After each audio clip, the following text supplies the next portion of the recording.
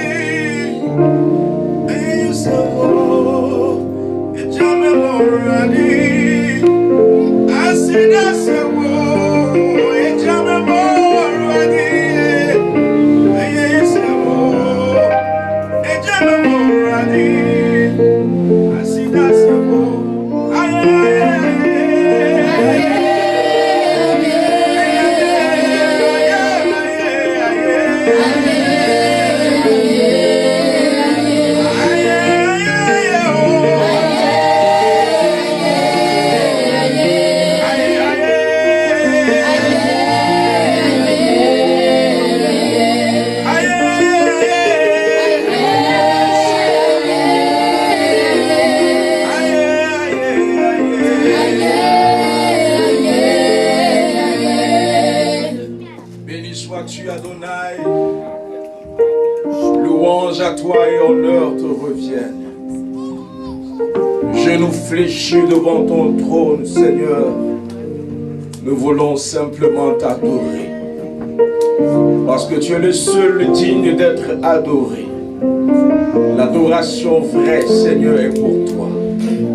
Nous sommes tes adorateurs. Tu nous as choisis, Seigneur, pour t'adorer. Nous ne savons rien faire d'autre que t'adorer, car tu es le seul digne d'être adoré. Nous soumettons nos vies entre tes mains. Par l'adoration, Seigneur, nous disons oui à ton appel. Par l'adoration, Seigneur, nous disons oui. Nous disons oui à ta volonté. Par l'adoration, Seigneur, nous disons oui, nous sommes soumis à toi. Par l'adoration, Seigneur, nous disons oui, parce que tu es tout pour nous. Tu es tout, Seigneur. Il n'y a rien d'autre devant, rien derrière. Tu es tout pour nous. Tu es tout pour moi, oh, agneau de Dieu. Tu es tout pour moi, oh, Jésus. Tu es tout pour moi, agneau de Dieu. Tu es tout pour moi, oh, Jésus. Tu es tout pour moi, agneau de Dieu.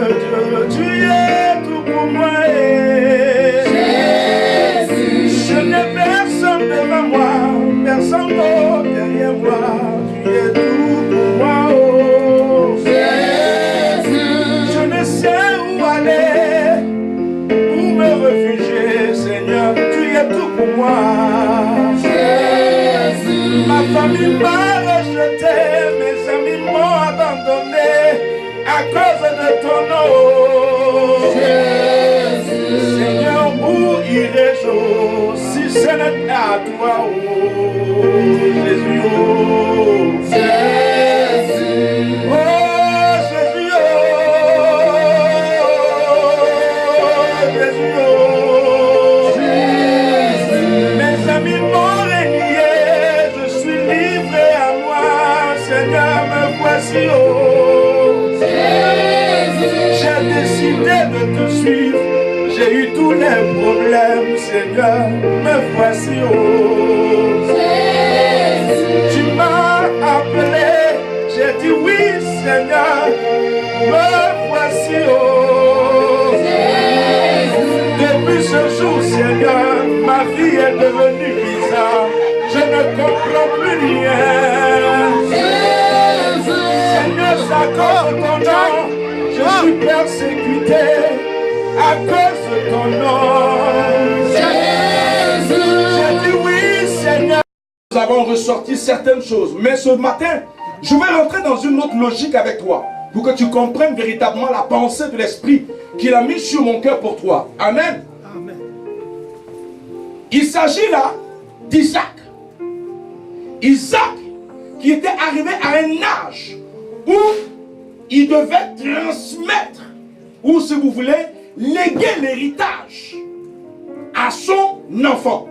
Et en Israël, c'était le premier-né qui devait en fait hériter de la bénédiction venant du Père. L'héritage était pour le premier-né. C'est pour cela que vous allez voir, en ce qui concerne les deux enfants d'Isaac, de qui nous allons parler, il s'agit là de Jacob et d'Isaü. Nous avons déjà dit ici que la préférence de Dieu était Jacob, n'est-ce pas? N'est-ce pas? Oui. Puisque lorsque vous allez lire Romains 9 va vous envoyer dans une autre dimension de la compréhension de cette parole. Où Dieu dit, il a haï Esaü et il a aimé Jacob. Jacob, lui déjà par la définition de son nom, on dit qu'il est usurpateur. Je veux poser la question à quelqu'un. Comment un usurpateur peut être aimé de Dieu? Comment est-ce qu'on t'appelle la prostituée puis Dieu t'aime? Comment est-ce qu'on t'appelle le menteur puis Dieu t'aime? Écoutez, Dieu aime le pécheur, mais il n'aime pas le péché. Tu peux vivre une situation, cela ne veut pas dire que la situation est collée à ta peau. C'est pas parce qu'aujourd'hui on t'identifie à une situation que tu vivras la situation éternellement. Nous tous, nous ne sommes pas nés chrétiens. Même Jésus n'est pas né chrétien. Nous sommes devenus chrétiens. N'est-ce pas? Donc tu peux commencer au départ mauvais et terminer bon. Je ne sais pas si quelqu'un me comprend. Jacob avait été déjà identifié par sa ruse. Mais il y a les ruses que Dieu met dans votre vie dans le but de bien planifier les choses qu'il a mises dans votre vie. Il y a des gens qui prendront des raccourcis. Pour les hommes, ça sera des raccourcis ou même on dira que ce n'est pas normal. C'est de la fraude. Mais selon Dieu, l'attitude de Jacob n'était pas une fraude. Pourquoi? Je vous ai expliqué que le premier-né est celui-là qui doit recevoir l'héritage. Esaü était l'aîné. Mais l'héritage ne pouvait pas revenir à Jacob parce qu'il était le petit frère. Maintenant, comment ça se fait que lui, Jacob, va s'arranger pour recevoir la bénédiction? Quand la femme qui était enceinte, sa mère, Rebecca, n'arrivait pas à enfanter, elle est allée devant la présence de Dieu. Elle a dit au Seigneur, comment ça se fait que je n'arrive pas à enfanter? Dieu va écouter sa parole, sa prière et l'exaucer. Et Dieu va lui donner des enfants. Elle sera enceinte. Évidemment, quand tu es enceinte, tu dois accoucher. Mais pendant qu'elle est enceinte, dans son sein, il se trouve qu'il y a des douleurs. Elle pose la question au Seigneur, mais comment ça se fait que moi j'ai des douleurs dans le ventre pendant que tu m'as béni? La Bible déclare que la bénédiction de l'Éternel n'est suivie d'aucun chagrin. Comment Dieu l'a béni et il y a un chagrin dans son sein, il y a des douleurs, il y a des peines. Elle pose la question au Seigneur et le Seigneur va lui répondre en lui disant, le plus petit sera le plus grand, c'est-à-dire il va assujettir le plus grand. Donc la préférence de Dieu était déjà sur Jacob. Les deux naissent. Déjà par la naissance, il y avait une lutte. Jacob, normalement, c'est lui qui devait sortir en premier. Esaïe l'a phasé. Pendant qu'Esaïe sortait, ceux qui lisent la Bible déclare que Jacob a attrapé le talon d'Esaü. Tu vas où? C'est pas toi qui dois sortir. C'est moi qui dois sortir. Mais où tu vas où? Il attrape son talon. Mais Esaü sort quand même. Après, Jacob sort. Mais la mère savait que le choix de Dieu était Jacob et non Esaü. Regardez les deux enfants. La Bible nous enseigne que Esaü était un chasseur, un habile chasseur. Il aimait chasser du gibier pour son père. Et son père aimait ça. Et à cause de cela, son père l'aimait. La préférence du père, c'était Esaü. Mais la mère, qui avait la révélation, sa préférence était Jacob. Jacob était un homme calme. Il n'était pas agité. Et puis voici qu'un jour, le père qui est en train de devenir vieux, il ne voit plus clair. Il doit léguer l'héritage. En Israël, l'héritage là, c'est paroles prononcées. Bénir. Il prend son enfant et il bénit. C'est comme ça se passe. Il appelle son fils, Esaü. Il lui dit, mon fils, viens. Regarde, je suis devenu vieux. Je m'en vais comme ça. Mais avant que je ne meure, va me chasser du gibier. Et apporte-moi ce gibier. Prépare-le. Fais-le que je le mangerai. Et ensuite, je te bénirai. La mère était dans les parages. Elle a entendu ce que le père était en train de dire au fils. Elle est allée tout doucement dire à son fils Jacob, son préféré, le choix de Dieu, en disant à Jacob, Jacob, mon fils, écoute-moi très bien. Quand ta mère commence à te parler bien, elle te dit, écoute-moi très bien. Il faut l'écouter. Elle dit à Jacob, voici le plan de ton père. Mais, voici ce qu'on va faire. Mais avant qu'on arrive à cette histoire, vous savez déjà que Esaü avait vendu son droit de l'aise à son frère Jacob. Donc, spirituellement, il y a eu un transfert. Esaü est devenu le petit frère et Jacob est devenu le grand frère.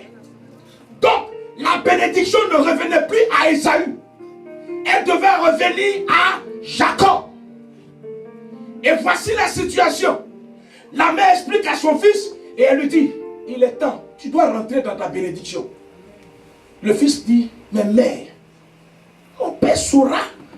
Et ça lui est venu. On n'a pas la même voix. Elle dit, mon fils, t'inquiète. Il dit, maman, s'il découvre, au lieu de la bénédiction, je serai maudit. Elle dit, hé, s'il y a malédiction, que ça tombe sur moi.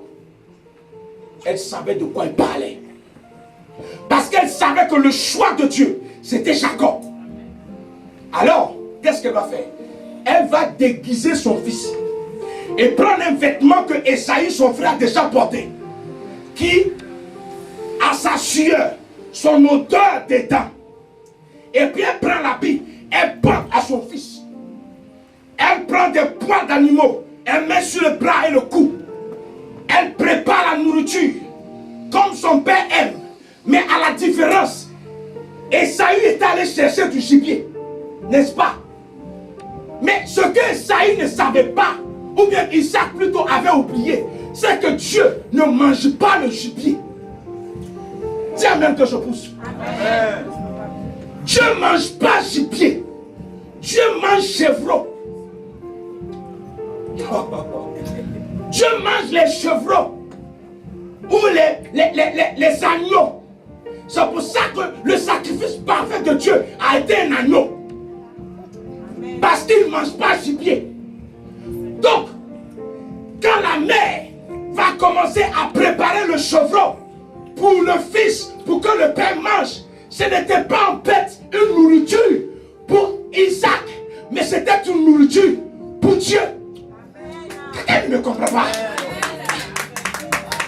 La nourriture, le chevreau, n'était pas en fait pour Isaac, comme Comme Dieu aime les chiffrons, il ne mange pas gibier. Donc la mère ayant la révélation, elle prend cela et lui dit, mon fils, tiens, va.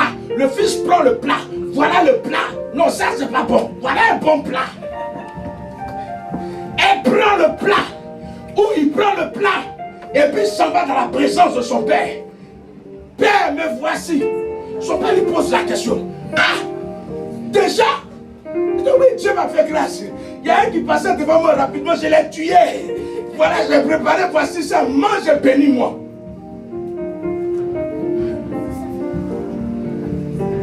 Le père, il pose une question. Est-ce toi véritablement mon fils Esaü? Il dit oui, papa. Il dit mais la voix est la voix de Jacob. Approche-toi que je t'embrasse. Pourquoi?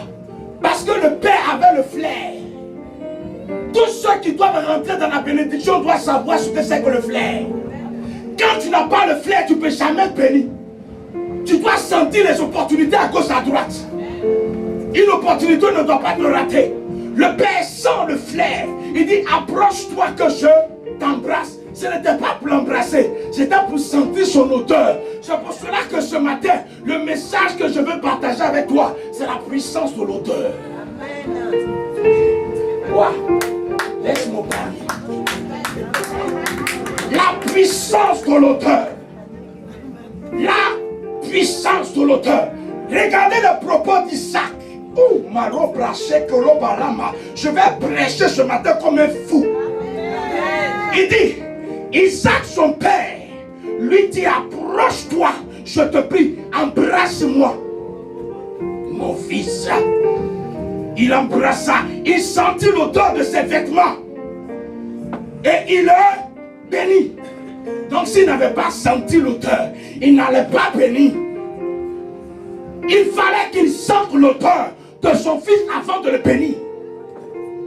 Il sent l'odeur, il le bénit et il dit maintenant, pendant qu'il est satisfait, pendant qu'il a fini de manger, il est rassasié. Quand le père n'est pas rassasié, il ne peut pas prophétiser. La prophétie est conditionnée au ventre. Dis amen que je pousse. Quand le père n'a pas mangé, il a faim, il ne peut pas prophétiser. Il faut prendre à dire un homme qui a faim n'est pas un homme libre. Tu ne peux pas avoir faim et puis savoir prophétiser. Non. Les vraies prophéties, c'est lorsque tu es dans de bonnes conditions. Il dit, regarde l'odeur de mon fils est comme l'odeur d'un champ que l'Éternel a béni. L'odeur de mon fils est comme l'odeur d'un champ que l'Éternel a béni. Comment le champ que l'Éternel a béni sent? As-tu déjà senti un champ que l'Éternel a déjà béni? Ça doit être un chant qui sent trop bon. Pourquoi?